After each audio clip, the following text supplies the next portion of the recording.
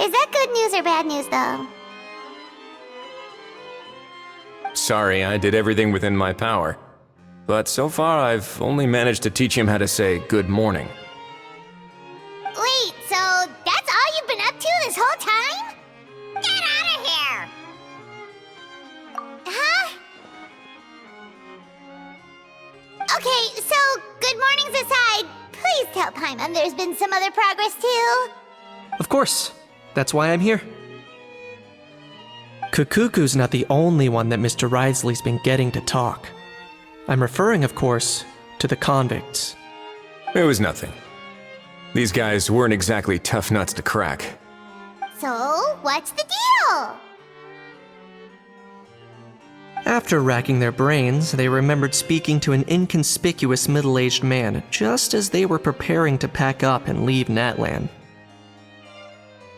He was dressed in the manner of the Children of Echoes and carrying a box. Plus, the description matches the one the gun was found in.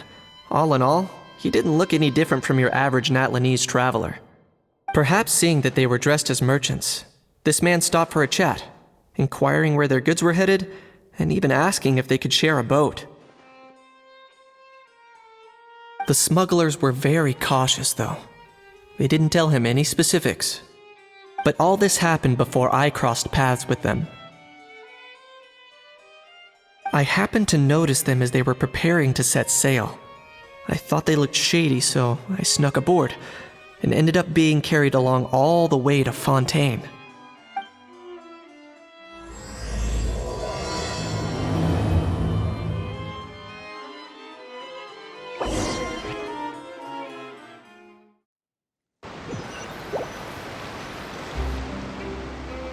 Boss, do we know if those Fontainians will even like this stuff? What if we can't shift it? And that's why we call you a rookie. It's all supply and demand, kid. Supply and demand. Natlan's foreign trade is just starting to lift off. There'll be a market for it, you'll see. That's right. So stop giving the boss trouble, rookie. Just do your job and keep an eye on the goods. Are they merchants? Have they come to Fontaine to do business? Scarred face. Calloused hands. On closer inspection, the fabric looks worn at the knees and elbows, and his fingernails are dirty. Not exactly your typical merchant. Could he have previously been a warrior? Or even an adventurer? Something feels off. I'd better sneak up and get a closer look.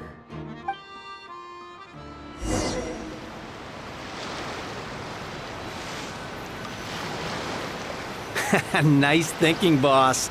This tourist tub's been fast-going and smooth sailing. Plus, no one's been asking us what we're up to. That goes without saying. Big cargo ship would have been too slow, whereas the smaller ones would have been faster but way too bumpy. If we ended up damaging the goods by accident, all these months spent grafting away would have gone up in smoke. Seriously? But there's hardly anything here. Would it really have taken them months to prepare? And why would they need to transport it with such care? Could they be secretly smuggling precious items out of Natlan? I'll need to find a way to get to the bottom of this.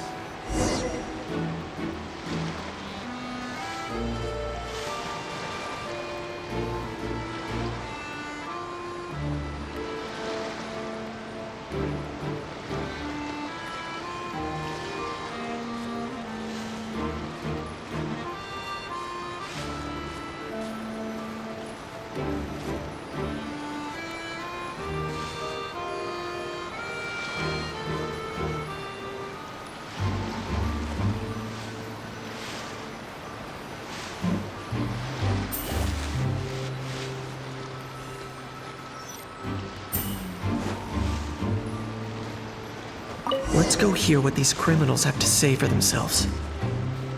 Hey, why the long face? You're abroad on business, and you get to do some sightseeing while you're at it. Sounds like a pretty sweet deal to me. You better cheer up if you know what's good for you. I guess you're right. I was just worried I might have messed up with the packing, or that something's gonna go wrong along the way. Oh, pull yourself together. Tons of foreign tourists come traveling to Fontaine. I bet their luggage is full of all kinds of weird stuff. If someone insists on checking it all, just show them the purchase order we had drawn up.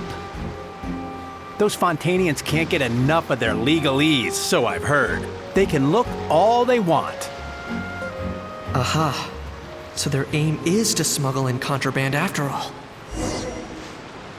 Looks like I've gathered enough intel about the smugglers and their contraband. Time to inform port security.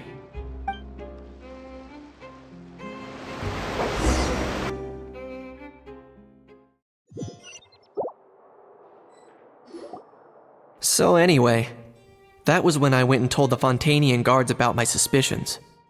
After an investigation and a chase, they finally apprehended them and sent them on their way. Well, guess they're headed exactly where they should be. Thanks. Based on your recollections just now, I was completely focused on those smugglers at the time, so I wasn't really paying attention to other passersby.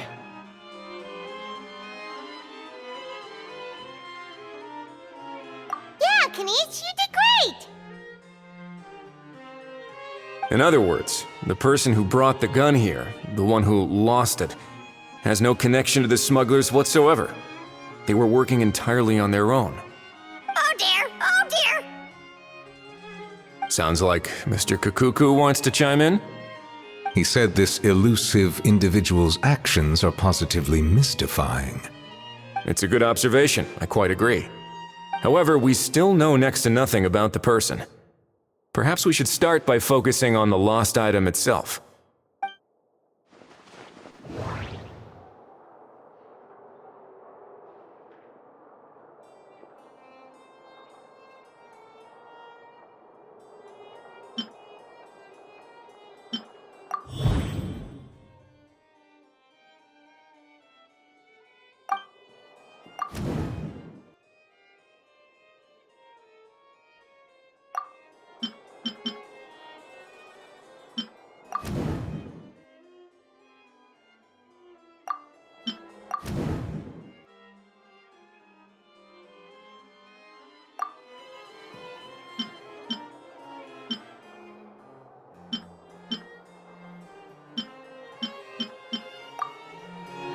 It certainly seems like it was the bait in some kind of trap. The only question is, why wasn't the bait made more conspicuous? Has something sprung to mind? I just remembered a film I watched this one time. Huh? Oh wow, no way, bro! Hold on, let me explain. Just now, the traveler speculated that this box might have been placed there on purpose, as if the intention was for someone to come pick it up. That got me thinking about those films about kidnapping cases. When they demand their ransom, the kidnappers tell the victim's family to leave money or valuables at a designated spot for someone to come pick up. That doesn't merely happen in films. There have been similar cases in real life.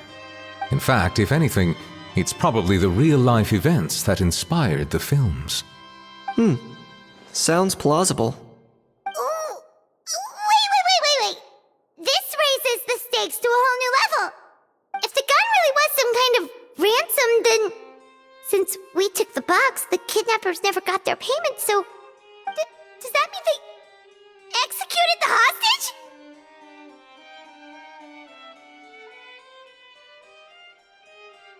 I agree. I don't believe we have a kidnapping on our hands. Selling off stolen goods is extra work that most kidnappers would want to avoid. Unless they're after something very specific, they tend to just ask for cash. Could we be dealing with a kidnapper who's dead set on getting their hands on an ancient dragon handgun? It's not impossible, but the likelihood is very slim. We can discount that possibility for now. And speaking of selling stolen goods, don't you think this looks more like a transaction?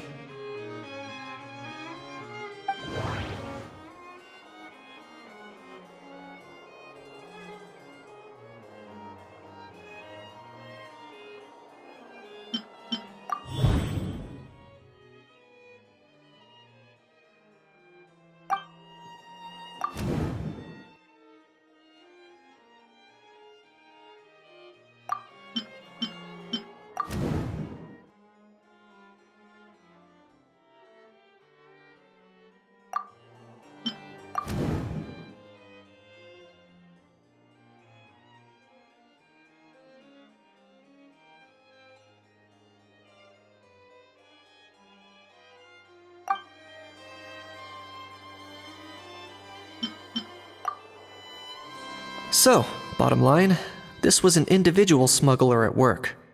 Exactly. And it was the location itself that caused the deal to fall through. The last thing they would have expected was for a quiet beach to turn into a bustling film convention overnight.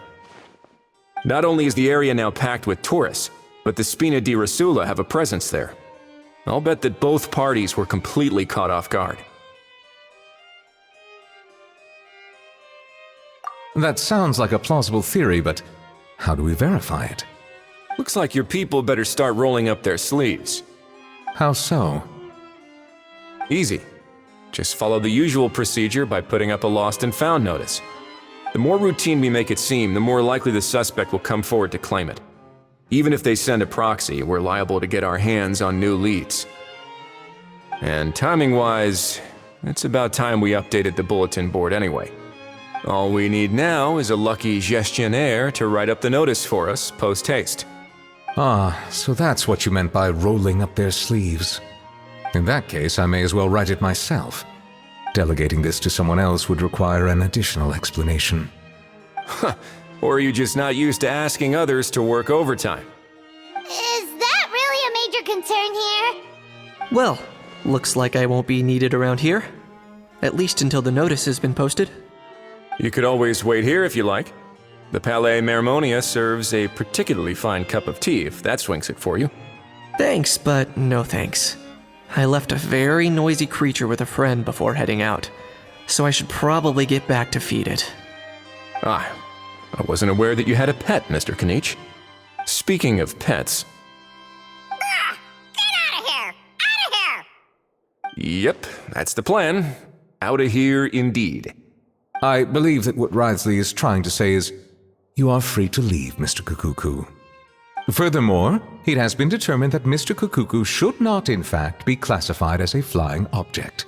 As such, he shall be free to move around Fontaine whenever he so pleases. You're the best, bro! Oh, that really is good news! Travelers, should we bring Kukuku back to Aoife and Auroron? I shall leave him in your capable hands.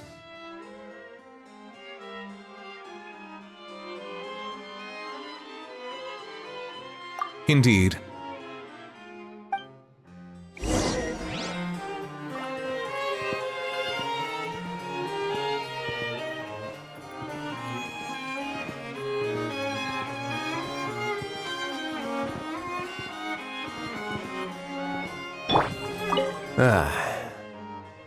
You know, all this has made me realize that I'd quite like to have a pet. If that proves inconvenient within the fortress of Meripede, perhaps you should consider finding a place in the court of Fontaine. That actually sounds like a good idea. In the past, I always dismissed the idea of buying a property in the city. The prophecy about the floods meant it never seemed like a worthwhile investment. But now... This might be a good time for you to re-examine the documents I gave you regarding your title as Duke. Huh? Citizens with honorary titles are eligible for certain benefits when purchasing property in the court of Fontaine. Really? How about this?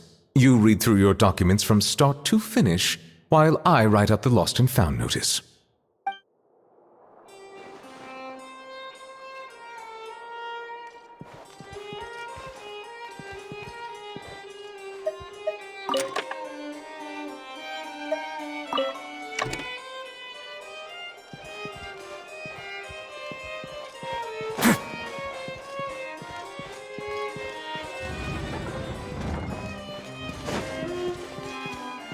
These newcomers are full of enthusiasm.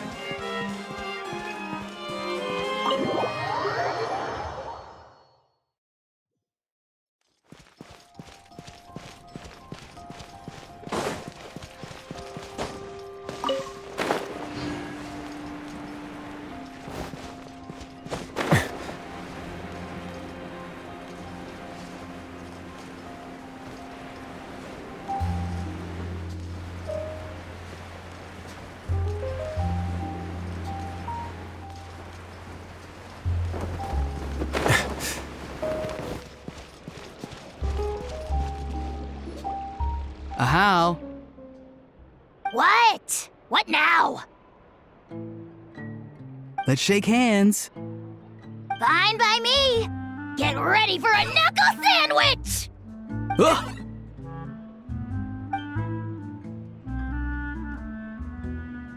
Oh, nice dodge. Paimon feels strangely inclined to keep a safe distance. Did you miss me, bro? Cuckoo, you're free! Ugh, not you again. Nope, didn't miss you in the slightest. Hey, Gramps. And hey, Paimon and Kanich. It's good to see you all. Thanks for bringing Kukuku back. Get it away! Get it away from me! Nice to meet you, bro. Who are you calling bro? Say that again to my face! I dare you. If you've got the energy to argue this much, you're clearly not hungry yet. Let's go find something to eat while a How lives his best life. Poor Ahau. He spent all day being tormented by Auroron, only to discover that the suffering's just begun. Eva, as a Saurian vet, how can you just sit back and watch our little dragon bro suffer? Huh? How am I the bad guy? Even hear yourself? Ah! Doesn't anyone want to hear how Kukuku got out of jail?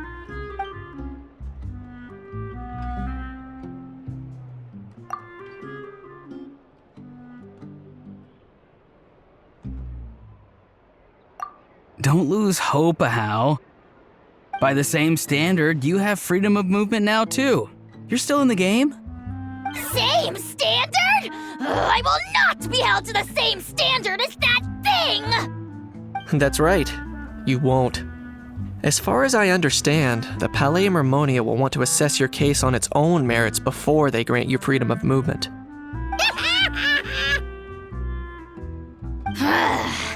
Where's that Saurian meat restaurant again? I'm gonna march that little pink balloon right into the kitchen! Yeah, good luck with that, bro. You'll be putting your own neck on the line, too. Also, there's no such restaurant. Anyway, thanks for looking after a How, guys. I'll take over from here. Why you? Between the two, Kukuku wins the cuteness competition hands down. Really? Thanks! Wait, who are the other contestants, though?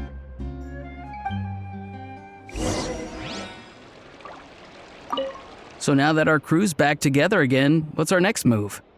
Oh, how about a game of rock, paper, scissors?